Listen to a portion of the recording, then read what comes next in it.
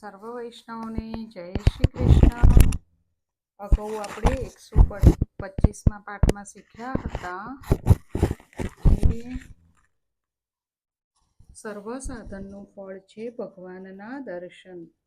ભગવાનના પ્રત્યક્ષ દર્શન કર્યા વગર શાંતિ મળતી નથી.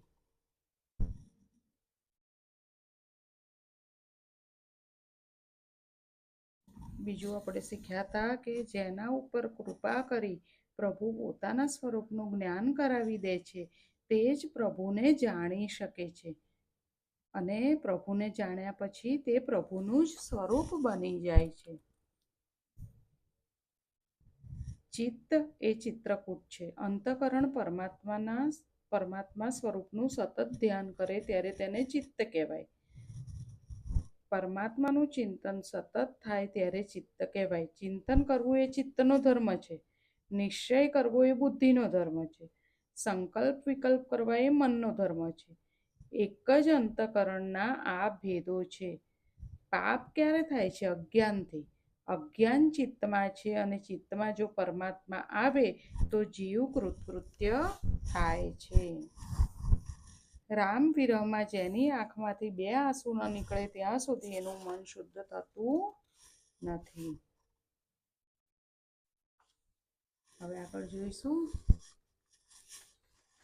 સચ્ચિદાનંદ રૂપાય વિશ્વોત્પત્યાદિહેતવે તાપત્રય વિનાશાય શ્રી કૃષ્ણાય વયમ નમઃ.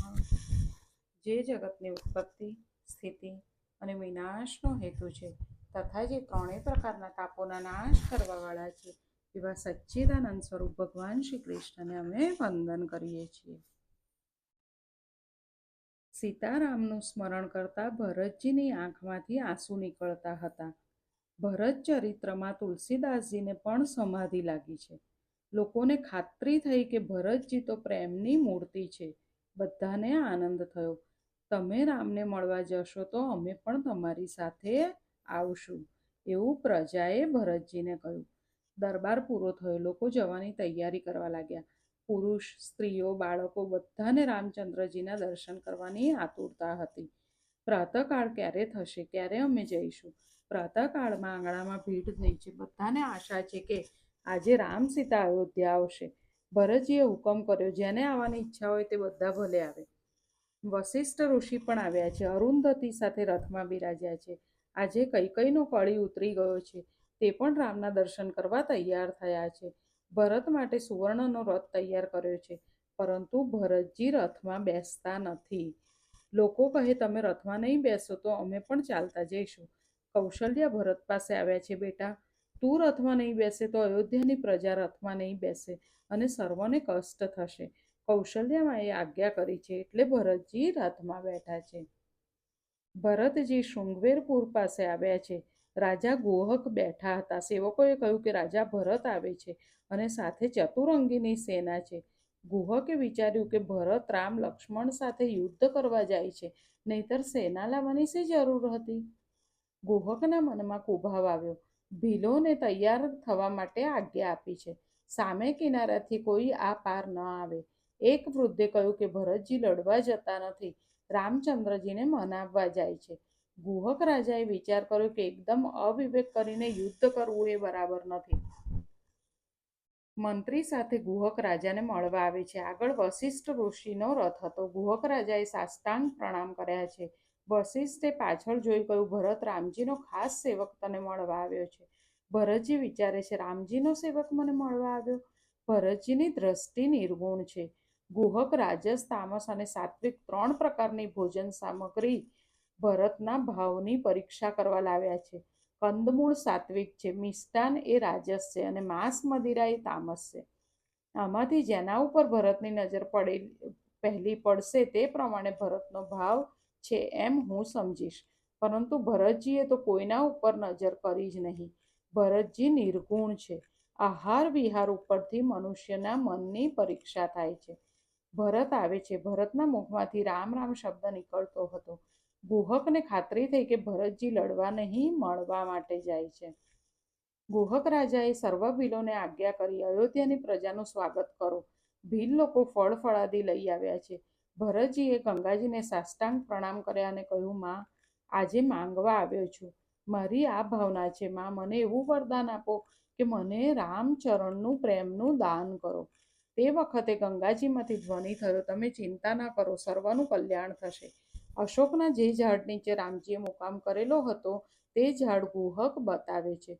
ભરતજી વૃક્ષને વંદન કરે છે. દર્ભની પથારી જોઈને ભરતજીનું હૃદય ભરાયું છે. જેના પતિ શ્રી રામ છે, સીતાજી મારા માટે દુઃખ સહન કરે છે. કઈ આ બધા દુઃખનું મૂળ હું જ છું. આખી રાત બધાએ ત્યાં મુકામ કર્યો છે. પછી તો ભરતજી કહે છે, અત્રેથી રામજી ચાલતા ગયા છે. હવે હું રથમાં નહીં બેસું. હવે હું ચાલતો આવીશ. સર્વના રથ આગળ કરો. સર્વના રથ આગળ કર્યા પાછળ ભરત, શત્રુઘ્ન અને ગુહક ચાલે છે. ભરતની દશા દયાજનક છે. ભરત શત્રુઘ્નના ખભા ઉપર હાથ મૂકીને હે રામ કરતા ચાલે છે. ધન્ય છે ભરતને. પિતાએ રાજ્ય આપ્યું પણ લીધું નથી અને મોટા ભાઈને મનાવવા જાય છે. ભરતની દાસ્ય ભક્તિ છે. ભરત જેવો બળભાગી કોણ છે? ભરતજીને રામજી હંમેશા યાદ કરે છે. જેનું સ્મરણ ઈશ્વરને થાય તેની ભક્તિ સાચી. આપણે તો ઈશ્વરને, પ્રભુને યાદ કરીએ જ, પણ પ્રભુને જેની યાદ આવે તેની ભક્તિ સાચી. જીવ ઈશ્વરને યાદ કરે તે સ્વાભાવિક છે, સામાન્ય છે, પરંતુ ઈશ્વર જે જીવને યાદ કરે તેની ભક્તિ સાચી છે અને તે ધન્ય છે. ભરતજીના પગમાં ફોડલા પડ્યા છે. છતાં ભરતજીની પ્રતિજ્ઞા હતી કે મારે વાહનમાં બેસવું નથી. ભરતજી પ્રયાગ આવ્યા છે. વંદન કરી સાષ્ટાંગ પ્રણામ કર્યા છે. તીર્થરાજ, મને કાંઈ જોઈતું નથી, હું આટલું જ માંગુ છું. શું માંગે છે ભરતજી? રામના ચરણોની ભક્તિ. લોકોએ કહ્યું, ભરદ્વાજના આશ્રમમાં જવું પડશે. ભરત કહે, કઈ તે મારું મુખ કાળું કર્યું. સંતોની પાસે હું કેવી રીતે જાઉં? તીર્થોનો નિયમ છે. તીર્થમાં જ્યાં સુધી સંતોનો સત્સંગ ન કરો ત્યાં સુધી યાત્રા ફળતી નથી. તીર્થમાં આપણે જઈએ તો શું નિયમ છે આપણે ધ્યાન રાખીશું. તીર્થમાં નિયમ છે કે જ્યાં સુધી સંતોનો સત્સંગ ન કરો ત્યાં સુધી યાત્રા ફળતી નથી. ભરતજી ભરદ્વાજ મુનિના આશ્રમમાં આવ્યા છે. ભરદ્વાજ મુનિ ભરતજીને સમજાવે છે. ભરતજી, તમે ભાગ્યશાળી છો. રામજી તમને રોજ યાદ કરે છે. મારો ભરત મને મળ્યો નહીં.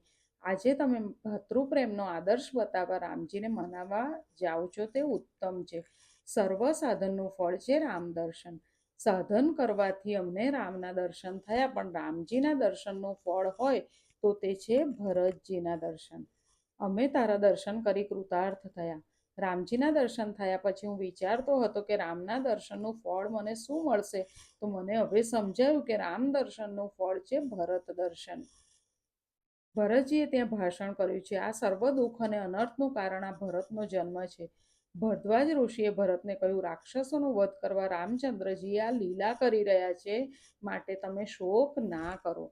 ભરદ્વાજે અણિમાદિક રિદ્ધિ સિદ્ધિઓનું આવાહન કર્યું છે.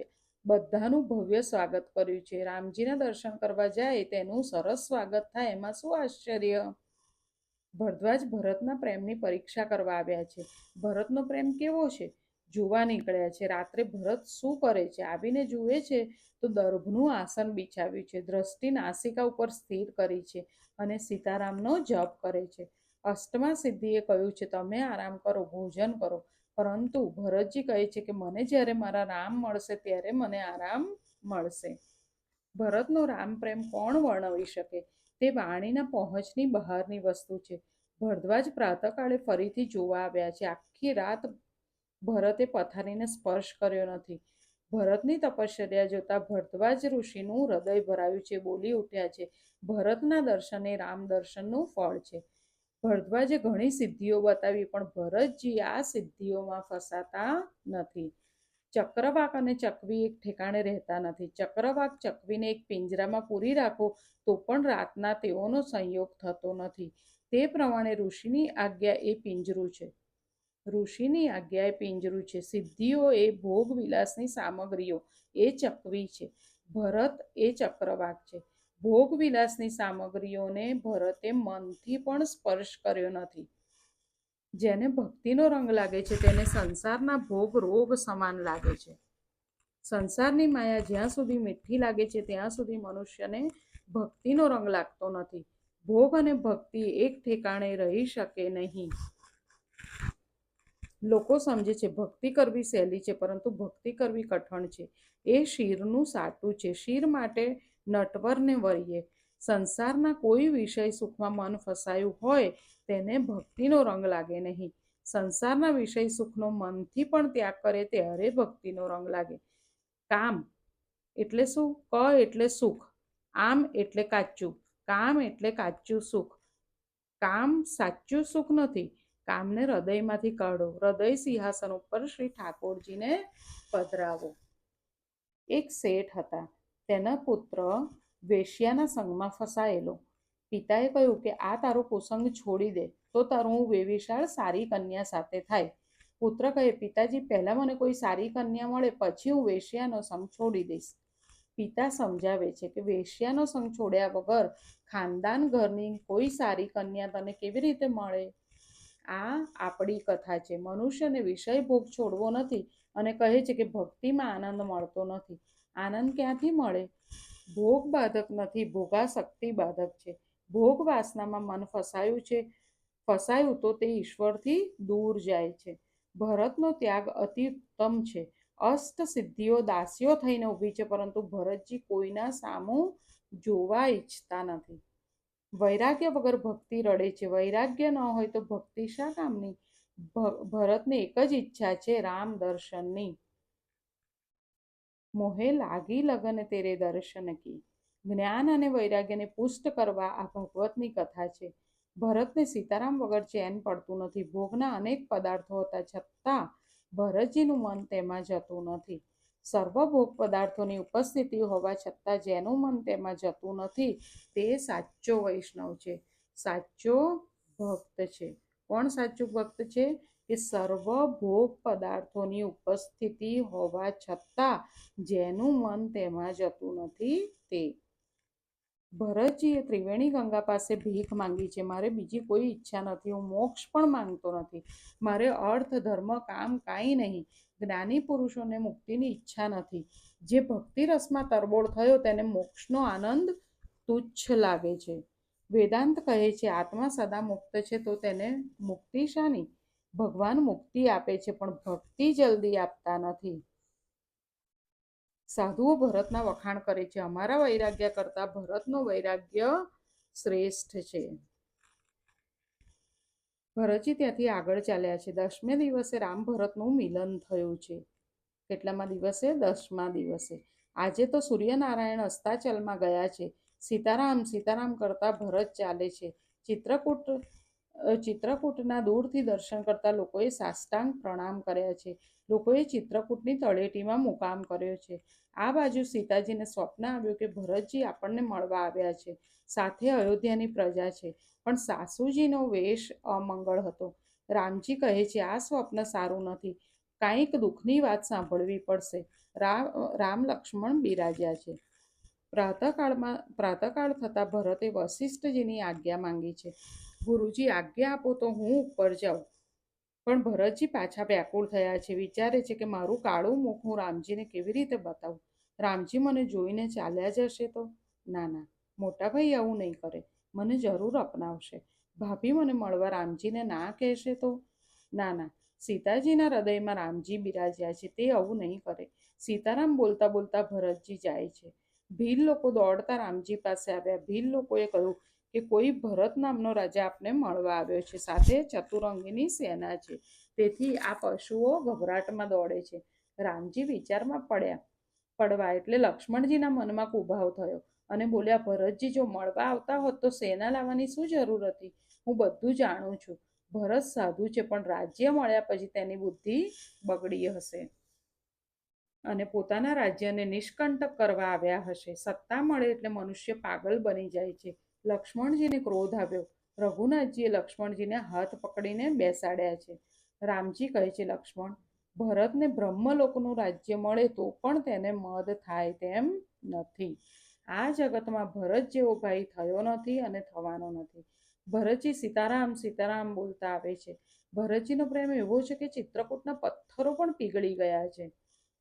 ભરત જુએ છે સીતારામ બિરાજ્યા છે, જ્ઞાનની વાર્તા કરે છે. સીતાને લક્ષ્મણ સેવામાં હાજર છે. ભરતને બીક લાગે છે. હું પાપી ત્યાં કેવી રીતે જાઉં? ધીરજ ધારણ કરી સાષ્ટાંગ દંડવત પ્રણામ કરતા ભરતજી ગયા છે. ભરતજીએ વંદન કર્યા તે લક્ષ્મણજીએ જોયું. લક્ષ્મણે રામજીને કહ્યું, ભરતજી તમને પ્રણામ કરે છે.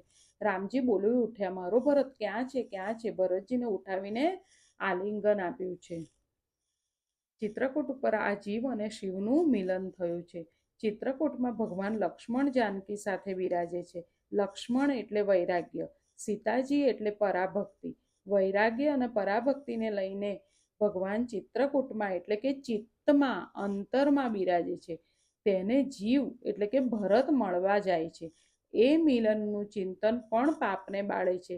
પ્રભુ મિલનની તીવ્ર ઈચ્છા થશે ત્યારે આ સુખ થશે. મારો ભરત દુઃખી થયો છે. રામજીના મુખમાંથી એક શબ્દ પણ નીકળતો નથી. દુઃખ એ આપણા કર્મનું ફળ છે. ગમે તેવું દુઃખ આવે પણ ઠાકોરજીની બાધા ના રખાય. બહુ તો દાઉજીની બાધા રાખવી. હું સુખી થવા માટે ઠાકોરજીને કદી પણ પરિશ્રમ ન આપું. માત્ર ઠાકોરજીનું જ સુખ અહર્નિશ મનમાં રાખવું જોઈએ. આજે અહીંયા સુધી રાખીએ. ફરી જલ્દી મળીએ. સર્વને જય શ્રી કૃષ્ણ.